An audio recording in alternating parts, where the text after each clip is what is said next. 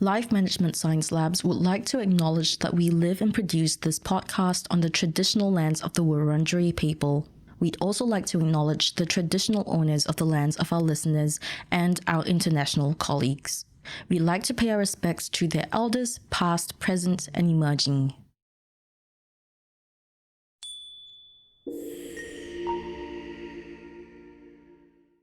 Hi, and welcome to Self-Improvement Atlas, the Personal Science Insights podcast produced by LMSL, the Life Management Science Labs. We are champions of life management science, providing structured insights informed by science and inspired by practice on key aspects of conscious living. Each week, we bring you scientific and practical insights on each element with the expert knowledge of professionals in the field. I'm Marie Stella, your host from Melbourne, Australia. Let's start the show. Welcome back to Self-Improvement Atlas, the Personal Science Insights podcast, crafting outfits that are versatile enough for both everyday wear and special occasions can be overwhelming at times. We live in an age of micro trends and fast fashion after all. So to get advice on what's fashionable yet functional, we are picking the brain of a very savvy wardrobe consultant, Paula Newlands. She's had 19 years of experience in the fashion industry, and as a retired fashion model and women's accessory boutique owner, her top passion is styling and educating clients. Hi, Paula. It's lovely having you on the show. How are you going today? Hi, good to meet you. Good to be here. Yeah, I'm so glad to have you on the show. But before we begin, I'm really curious to know what's the most common issue your clients come to you with? It's either they are not sure how to dress for their body type, or they are unsure of the colors, patterns, silhouettes that really complement them, and maybe the ones to shy away from. 100%. I feel like that's probably something that I struggled a lot with as a teenager and a young adult as well. Now, that's also a great introduction to our topic for today, and I'd love to go further into detail. But before that, we really like to get to know you better. This is Have You Met Paula? And my first question for you is, what do you do in your spare time? So I think because of the modeling, I love traveling. I got to do it so much throughout my early 20s and 30s.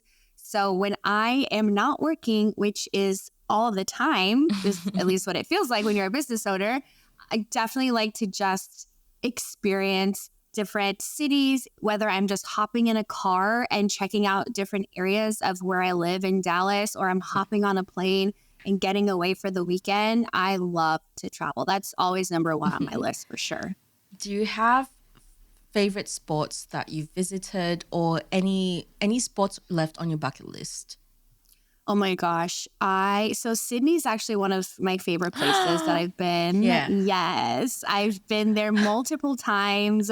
I've made some amazing friends out there. I was there a few years ago. I went to Melbourne as well for a wedding. So Australia is one of my favorite places. There's no doubt.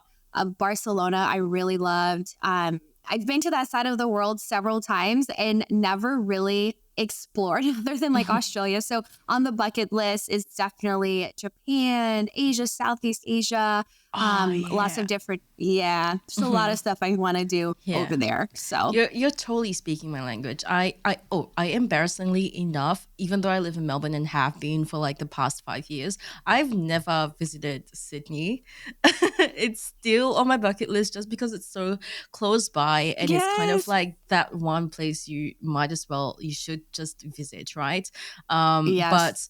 But Barcelona is something that I was researching as well, and it seems like it's such a great spot for food and culture. Yes. And if you're in Barcelona, you might as well take a trip to Madrid as well, which is something that's been on my list too. And Southeast Asia, I mean, like I probably have some biases, but because I'm So, from so, so Southeast Asia, but yeah. Southeast Asia is like there's so much to explore there. Every country is so different, and that's amazing. So you're totally speaking my language. So do you have any specific spots in Japan, Southeast Asia that you've been really wanting to hit? I want to go to Singapore, Hong Kong, Vietnam. I'm from Singapore. Oh, you are? Yeah. I think I can see it a little bit. I can see it a little bit in your face. You're beautiful. You're Oh, beautiful. thank you. Yes, it's on my list. Actually, my girlfriend here in Dallas is turning 30 in June, and she's trying to get all of our girlfriends and like significant others to go there and celebrate with her. So we're talking about planning a trip in June. I'm Oh so my excited. God. I hope it works out. Yeah. Ah, that's amazing. I'll have to Yeah. like send you a list of spots. Yes. I'm going back Oh my there gosh. myself in a month, and my partner and I are spending 2.5 weeks there, yet Mm. we can't fit everything that we want to do in. Just because I feel like from a tourist perspective, when you don't know the underrated spots to go to, you spend like maybe a few days there and that's enough. But because I already have all these places that I know and love, it's really, really hard to fit it all into 2.5 weeks. So Wow. yeah, I'll send you a list. You You'll have to be send me a yeah, list, you'll please. be in the know. You're talking to the right person. Yeah. Okay, now to Amazing. like stop talking about my own country and being all patriotic, what are some other things you like to do, especially when you're traveling? What's an activity that you really put on your priority list? Yeah. Well, I like traveling like a local, right? So Mhm. there's a lot of touristy things that you can do. And wherever I go, I'll probably hit up one or two touristy stuff. But I always want to experience like a local. So the hidden gems, the little hole in the walls, definitely doing research before I go, but just asking people when I get there, where should we eat? Where is a cool bar or a speakeasy or that's the way to travel for sure. Yeah, I totally agree with you. I feel like that's exceptionally, especially when Mhm. you're traveling in like Southeast Asia, all of these like hidden spots, you don't Oh, necessarily find them online or just by searching. It's really mhm, hard to do that. So I that's how I like to travel as well, and that's honestly just the best way to travel, and you meet really cool people as well, mhm. which is Yep. amazing. Yes. So apart from traveling, are there any films or TV shows or podcasts that you like to um, consume in your spare time? Yeah, absolutely. I love podcasts and I love books and they're either self-help or business. So marketing or even like accounting or knowing the numbers in your business. I just love these types of books. So when it comes to shows or movies, I really enjoy thrillers or suspense. I don't know. I like to be at the edge of my seat. So yeah, it never has like specifically to do with my Yeah. industry. I have had a lot of experience in the industry. I went to school for it as well. So on my spare time, I either just want to continue my education as like a business owner or just completely not think and just check out Yeah, I completely with get shows and you. movies. Yeah, because with thrillers and mysteries, I feel like you can really step out of your own world and immerse yourself into that. So that's something I like to do as well. Are there any films, TV shows, or podcasts in particular that you felt like, wow, this is the best one I've had so far? Like I'm going to keep like, is there something like that Yeah. for you? Yeah, there are a few podcasts that I listen to and I really like. There's one called Goal, Goal Hmm. Digger, which is really great. It's about just marketing and small businesses.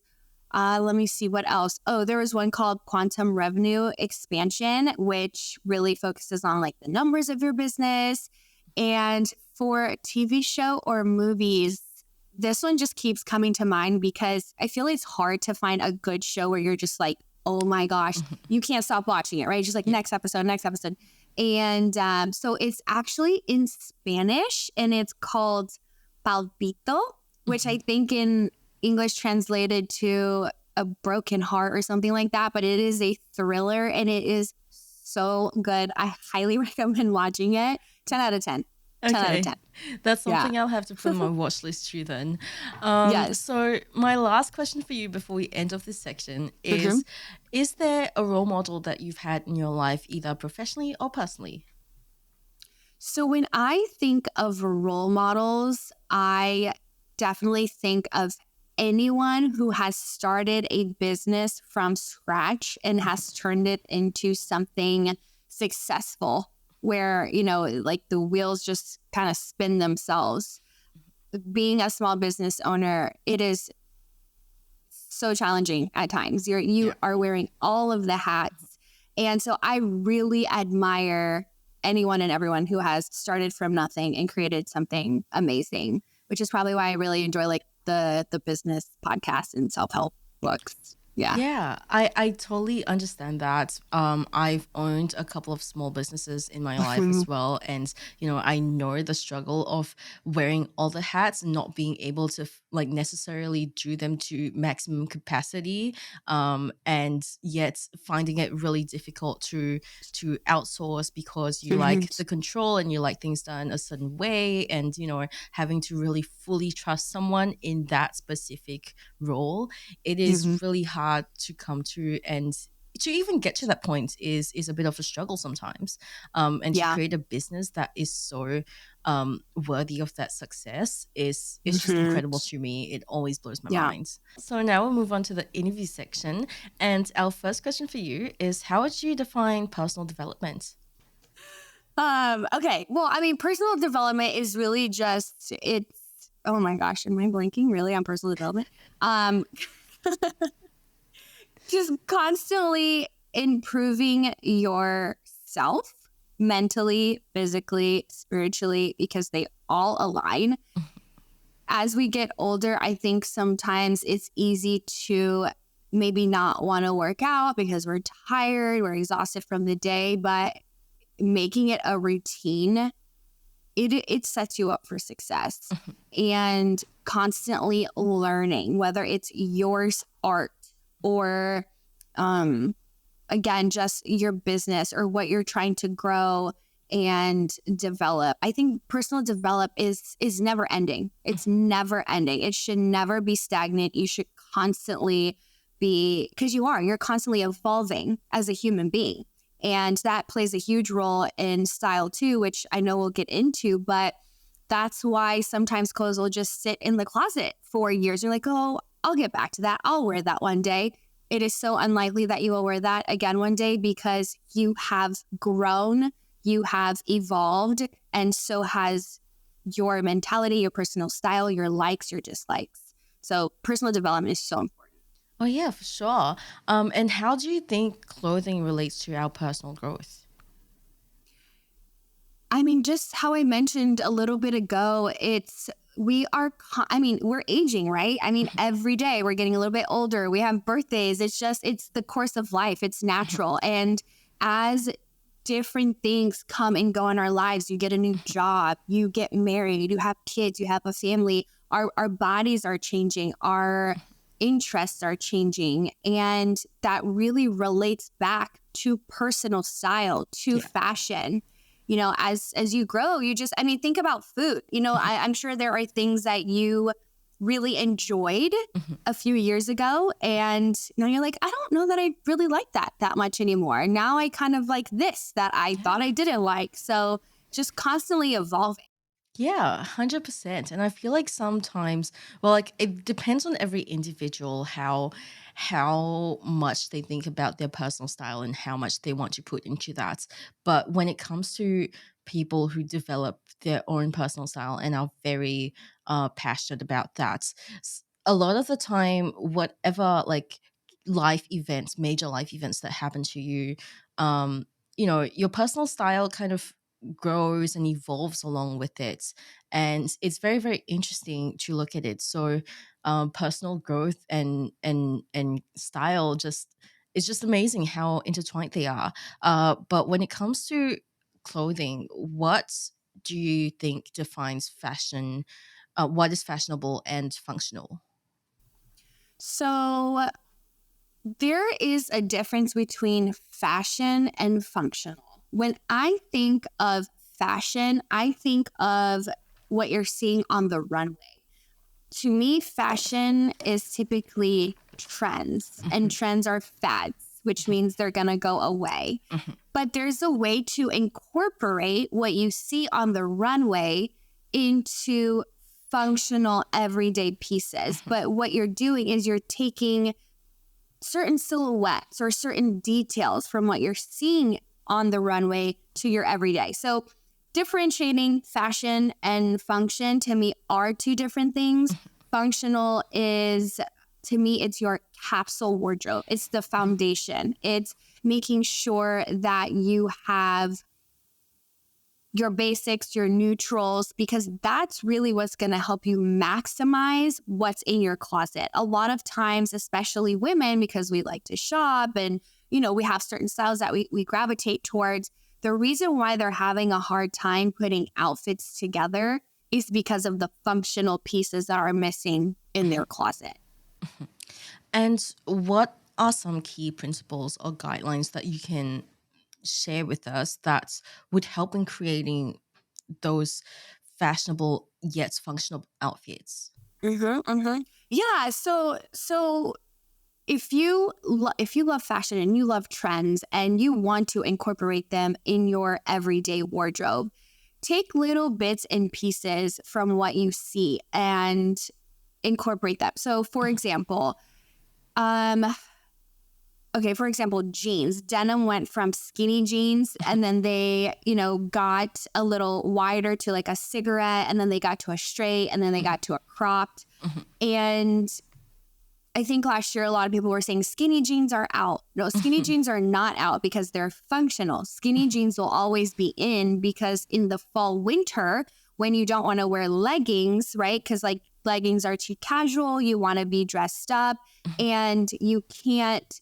You want to throw on a cute boot, like a knee-high boot. You're going to need a skinny jean. So a skinny jean is always going to be in. But if you want to play into fashion and you want to play into trends, then that's where you're going to try just some different silhouettes. So, but then it's up to you, how fashionable or trendy do you want to get? This season, I noticed that barrel jeans are very popular. I personally would not invest in a trend like this because it's going to be gone before it even really becomes a thing. So decide what you see on the runway and, incorporate it how you would like. One of my tips is don't invest a lot in trends. I don't love fast fashion, but I do love a good Zara buy or a good Mango buy, and they do have some like incorporating lace or incorporating some sort of fun sleeve. And those are all details that you can see on the runway, but you don't have to spend a lot of money on. Yeah. What I'm also hearing is that it's really important to also think about what works for you. So if a fast fashion trend, for example, lower waist, doesn't work for your body type and you don't feel comfortable in it, don't try to keep wearing lower waist and feeling comfortable every time you go out. That's actually something that I do because I love I stopped wearing skinny jeans. I never felt like really, really comfortable in skinny jeans anyway. It was just a trend back like 6-7 years ago, right? So that's something that I just always wore. But when like wide leg jeans came back in style, I was very happy about that because that made me feel a lot more comfortable. However, the lower waist trend that came in with the wide leg jeans, that didn't really suit me and that didn't feel comfortable for my body type. So I kind of just wore high waist wide leg, and that's probably something to take into account as well. Definitely. Yes. Everybody's body type is different. And back to the first question you asked me, what is something, that people really struggle with? What do they come to you for? It's body type. Is not understanding what your body type is and how to dress for it, because it can make such a difference when you do start dressing for your body type. Yeah. And do you think that color plays a role at all in creating versatile outfits? Yes, absolutely. So back to my first point, capsule wardrobe, that is where everybody needs to start. And capsule just means the foundation. It means the basics. It means make sure you have good white, black, navy, gray, like t-shirts and different wash jeans. But once you kind of have the basics taken care of, then definitely add some color in there. And what I had thought through was if you really gravitate to just buying colors and colors, maybe add some patterns in there. And if you gravitate to just buying patterns, maybe add some solid colors in there.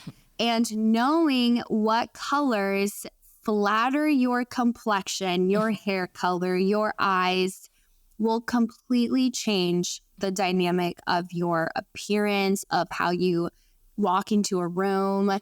It matters. It really does. And, one thing that social media is good for these days is that there's just so many resources out there now.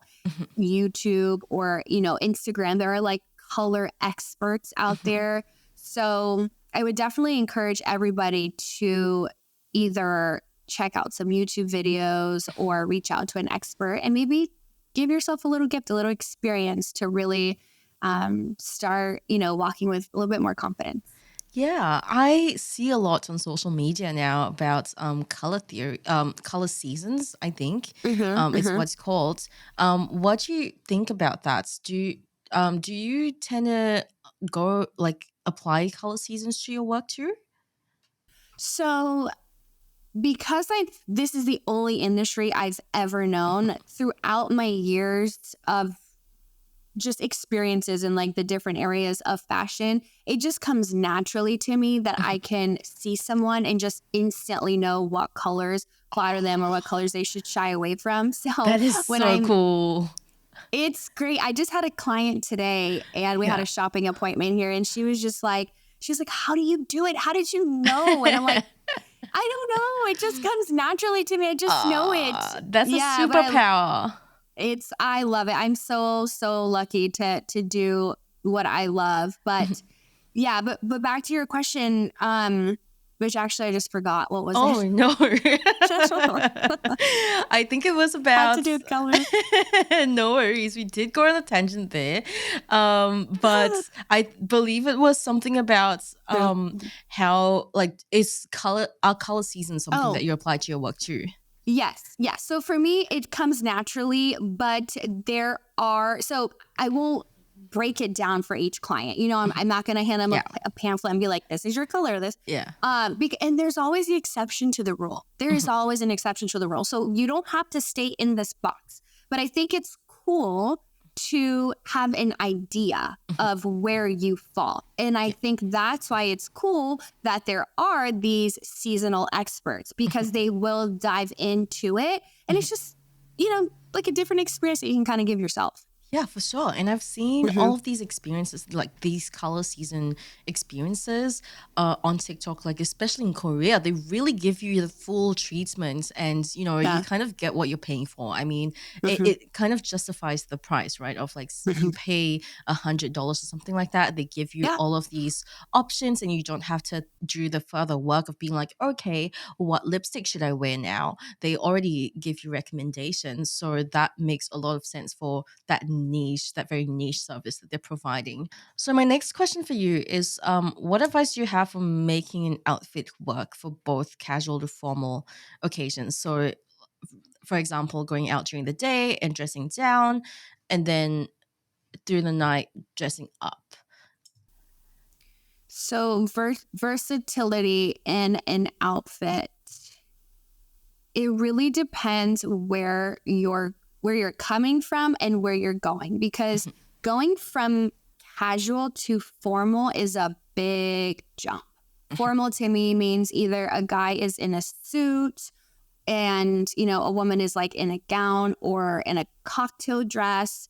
So I will say, what's a good way to transition maybe a casual like daytime outfit to like an elevated casual outfit? It would be it would be easier to do it with separates, right? So, because a woman, like if she wears a dress during the day, it's going to be a little bit harder to transition that into something a little bit more dressier or formal. But let's say she goes to work, her work is casual. She's allowed to wear jeans to work. So the way that I would take the outfit from work to maybe a dinner date with her significant other, or like a happy hour with girlfriends. It's Friday night. She's going out. She doesn't have time to go home and change. I would say wear a third piece. So a casual blazer, a maybe like a nice little blouse, and then dark jeans. So dark jeans is a great option. It's really easy to dress up or dress down. And then for work, if your work is pretty casual, but you still want to be polished and put together, maybe you can show up to work with a cute little ballerina slide or a leather sneaker. I highly recommend for both men and women, like a white leather sneaker, because it is so versatile. It goes with everything. So you wear that to work, and then you're going to transition that into nighttime by maybe taking like your business top off, putting maybe something little lace underneath the blazer, or swapping out the blazer for a leather jacket, throwing on some pumps and accessorizing, maybe throwing on a belt, and then of course like a pop of color on your lips. So accessorizing, styling, I don't know if you've seen it on social media, but I've definitely seen some reels going around where it's like the difference between wearing something and styling something. So you can wear it, but if you tuck it in, or if you untuck it, if you throw on a belt, if you swap out your necklaces, it really shifts an outfit. Yeah. And then for guys too, it's, maybe you can wear like a polo to work, but you wear the polo with a dark pair of jeans and, a sneaker, and then you're going out on a date. You can tuck in that polo or swap it out for a dress shirt, throw on a bomber. A third piece is key to really completing an outfit. Like if you've ever had an outfit on and you're just like, I don't know, something's missing, you throw on a jacket, it just completely changes the dynamic of it. Yeah. I totally get that third piece thing. It's why I love winter so much, because it allows you that freedom to throw on whatever you want. And jackets just really tie everything together sometimes. There's some outfits that I wear that without the coat that I wear during winter, I just feel wrong in. Now Yeah. it's gone to a point where it's like I feel so right in my coat, because it just completes the look, that I feel like a completely different person without it. Yes. And that's how you know you have a good coat. Yes. So how important do you think tailoring or making alterations to your clothing is when you want to achieve a versatile and polished look? What aspects of silhouette do you think we should be paying attention to? 100%. Either know a tailor, find a tailor, go to your department store, use their tailor.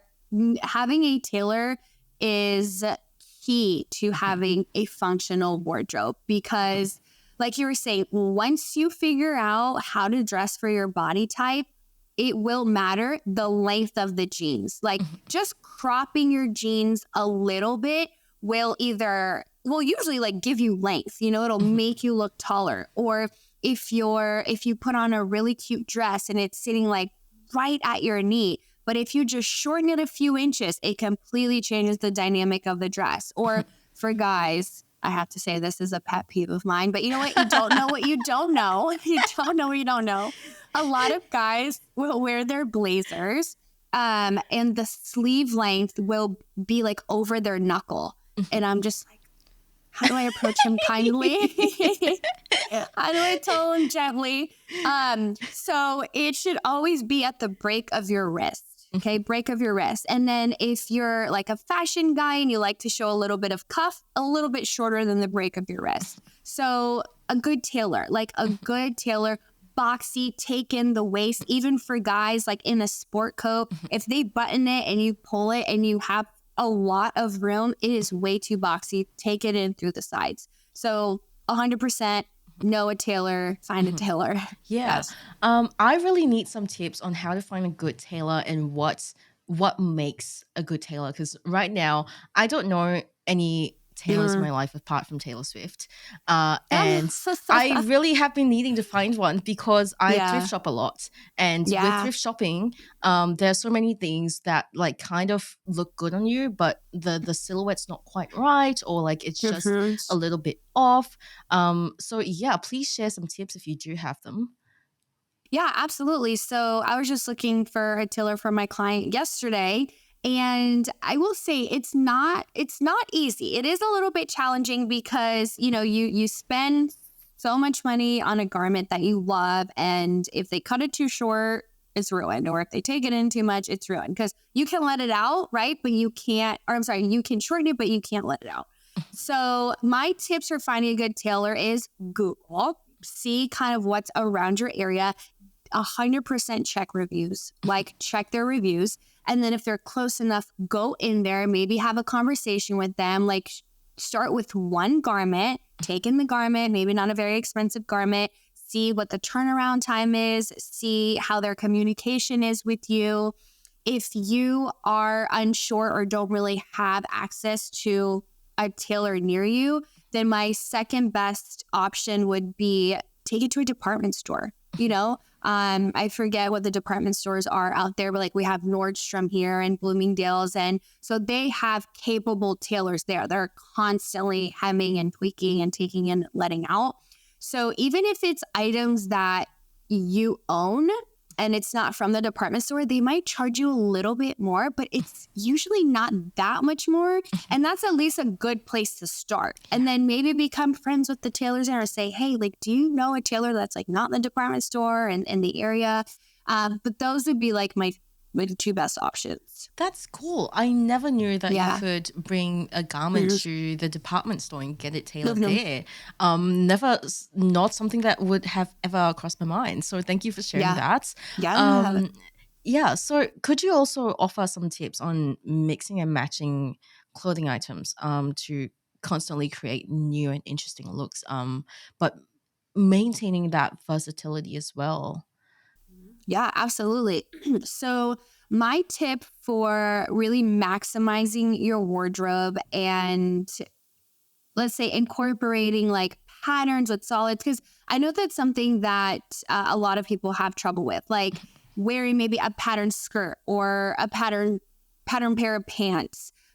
What's the best way? Because typically you don't know. So you'll gravitate towards like, oh, I can do it with a white top. I can do it with a black top. And that's it. No. So if you're wearing a pattern bottom, you want to pull any of the color that is in that pattern, and you want to complement it with a solid item. So, and then if you start to really understand different colors, it doesn't always have to be the exact color that is in the pattern. It could be a shade that kind of complements what's in the pattern, but that's getting really technical. So I would just, if you're wearing something patterned, just pull a color and try to get creative. Try to do something that's not white and that's not black. If you're wearing like a cute pair of shorts or like a skirt or pants that has like red, blue, yellow, maybe do like a shade of yellow, a lighter, like solid top. And then throw on that denim jacket or throw on that bomber jacket and complete that look. Yeah, that's something that I didn't realize that I did as well. And I love seeing on other people. I don't have like the bandwidth to do this and to keep that many like pieces of color in my wardrobe. But I love seeing on other people like a pale yellow and then dark yellow pants or something like that. It's always very interesting. And I love that monochromatic look that's a different shade, a different color than black or white. It always just makes it so fun. But when it comes to like specific pieces or accessories, are there any that you think are really essential to keep in the wardrobe for maximum versatility? Yes, absolutely. So for women, I would say a denim jacket, a white leather sneaker, something metallic. So whether that's a clutch or a top or a sweater or like a ballerina flat, definitely a link chain necklace. So something that's a little bit more of a statement piece, but nothing too heavy or bulky. Just something like your dainty necklaces during the day, but something that's going to create a bit more of a statement at night.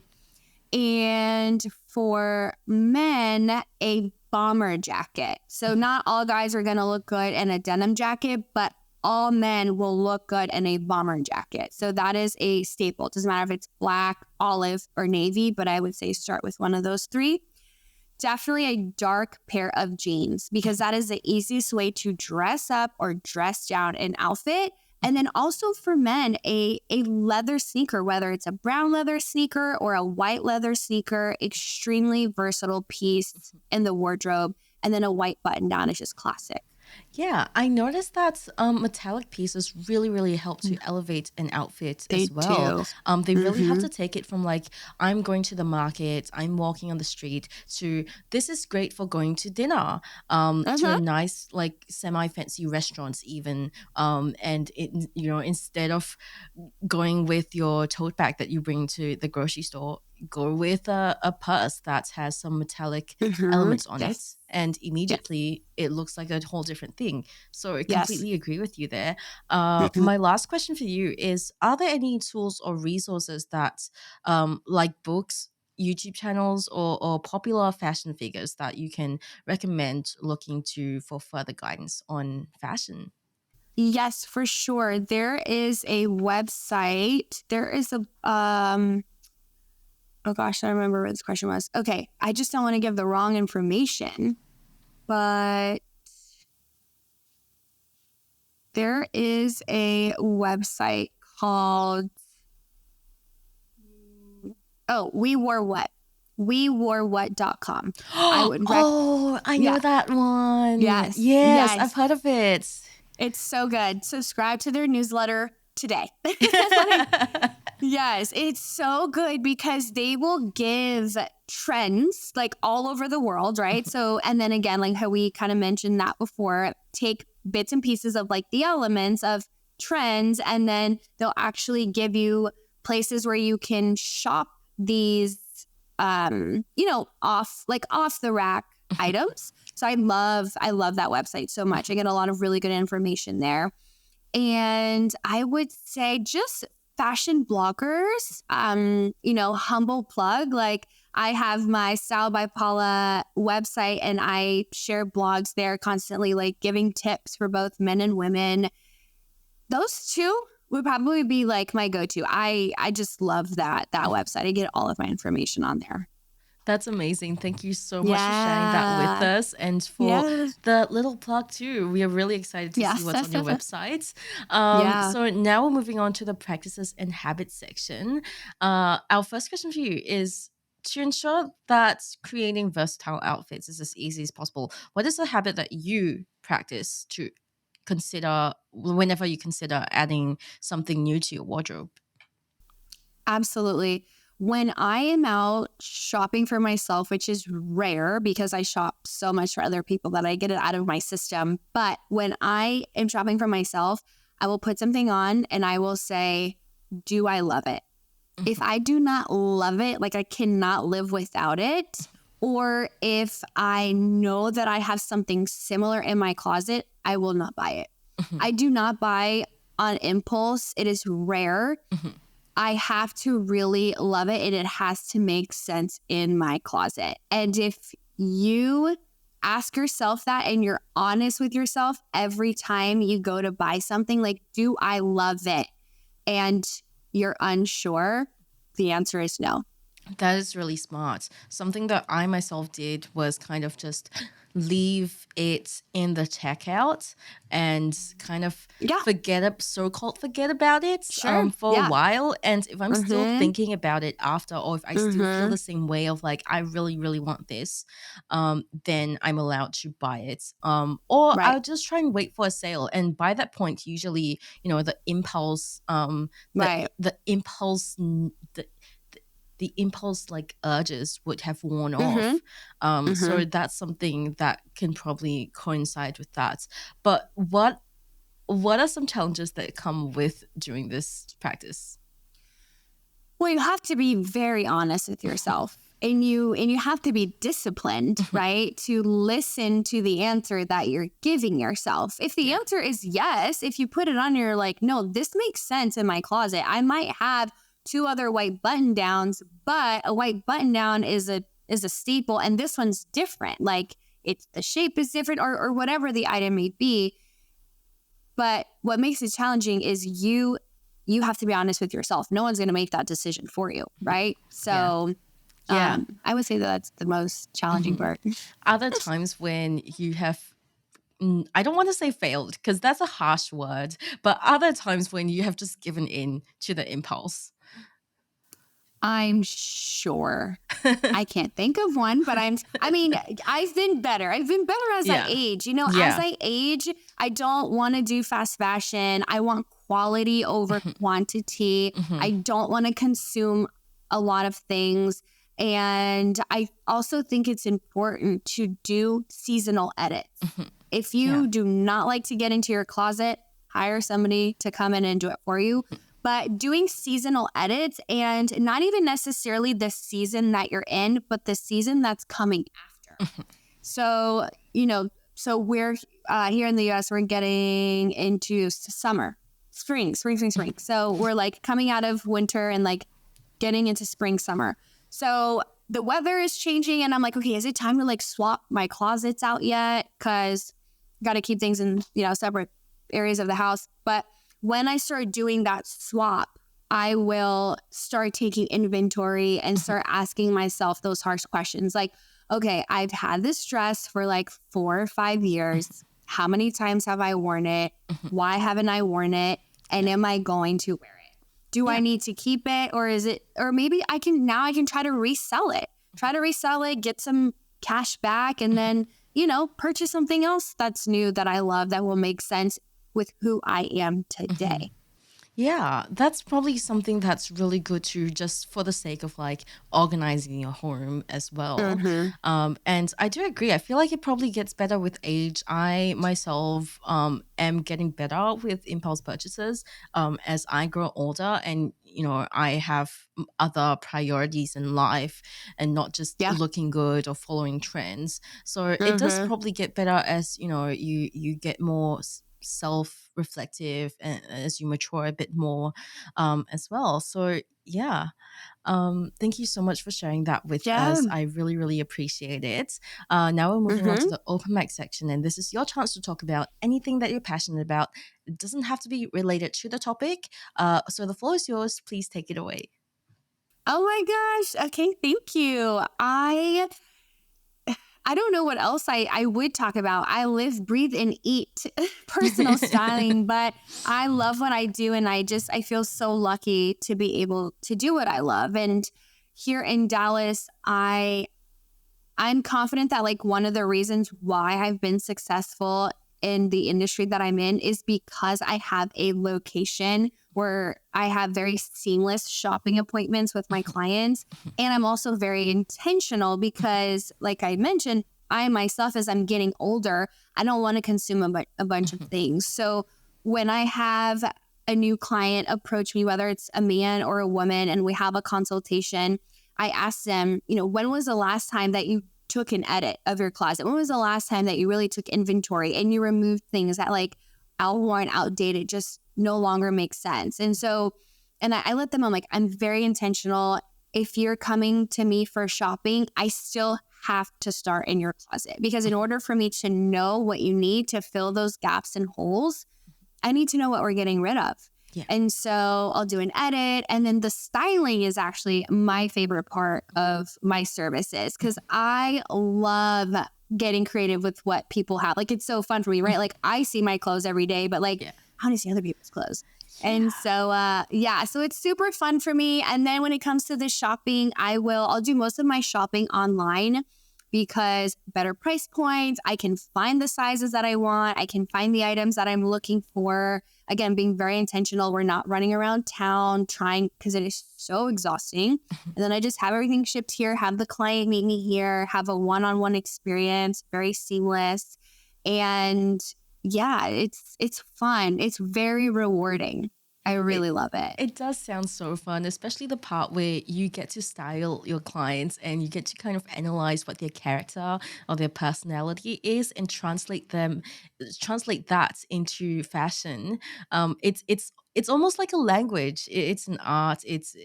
So yeah, it does sound really rewarding, and I appreciate you so much for coming on the show and sharing all of your expert advice with us. So if our listeners want to find out more about you and what you do, where can they go?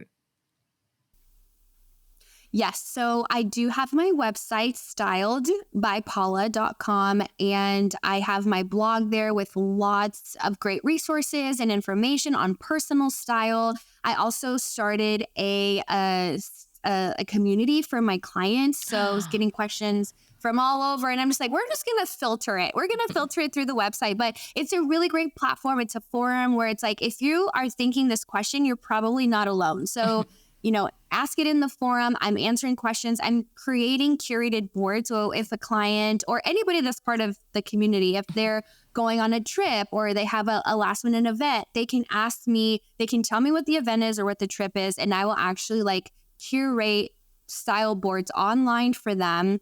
And then they can purchase what they like or just use it as inspiration. So my website has a lot of really great resources. And then social media, I'm pretty active on Instagram, styled by _Paula. LinkedIn, if you're more of a business professional, styled by Paula. And I've tried so hard to get into TikTok, but if I consume one more social media platform, I'm going to lose my mind. So I'm not super active on that one. That's very, very fair. TikTok's also, to be fair, very time consuming. Yeah. But the community sounds like such a great platform. It must also feel very very comforting for your clients to hear that they're not the only ones who needs help in this area, to the point where they're hiring a professional. It's not every day that you hear oh yeah, I have a stylist, at least not where I'm in the circles that I'm running in. So that's a great platform to have. It sounds really wonderful. Thank you so much for sharing that with us and for joining us today, and thank you everyone for tuning in. We hope you learned a bit about how to style versatile outfits and create a versatile wardrobe. We'll catch you in the next episode. You've been listening to the Self-Improvement Atlas, the Personal Science Insights podcast produced by LMSL, the Life Management Science Labs. For more episodes like this from 10 different life management perspectives, search LMSL on YouTube, Apple Podcasts, Google Podcasts, and Spotify, or wherever you listen to podcasts, so you can get updated on everything we have to offer. We have a wide range of topics readily available for you to check out. If you enjoyed this episode, please consider rating our show, sharing it, and subscribing to our channel, as it helps us grow and bring you more quality resources. More of our work can be found on our website at pe.lmsl.net, where you can join our movement. I'm Marie Stella. Thanks for tuning in.